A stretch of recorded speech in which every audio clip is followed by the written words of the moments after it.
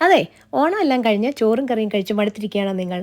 അങ്ങനെയാണെങ്കിൽ നമുക്ക് ഉണ്ടാക്കാനായിട്ട് ഉള്ളൊരു വെറൈറ്റി ഡിഷുമായിട്ടാണ് ഞാനിന്ന് വന്നിരിക്കുന്നത്. Lemon rice. അപ്പം ബാസ്മതി റൈസ് ഞാൻ നേരത്തെ കുക്ക് ചെയ്ത് അത് ചൂട് മാറ്റി വെച്ചിട്ടുണ്ട്.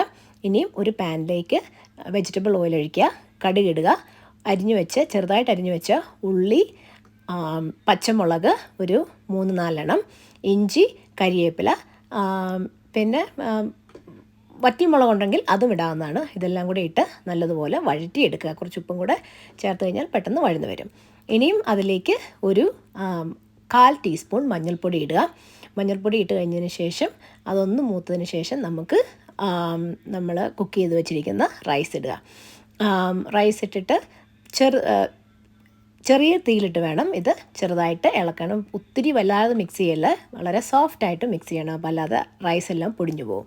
ഇനി അതിലേക്ക് ഒരു 3 ലൈമിൻ്റെ ജ്യൂസ് ഞാൻ എടുത്തിട്ടുണ്ട്.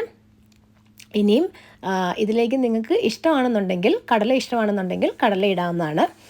ഞാൻ ഒന്നുകിൽ സാധാരണ കടുക് പൊട്ടിക്കുമ്പോൾ കടല ഇടാം, പക്ഷേ അത് പെട്ടെന്ന് കരിഞ്ഞു പോകുന്നതുകൊണ്ട് ഞാൻ സാധാരണ കടല വേറെ വറുത്താണ് ഇടാറ്.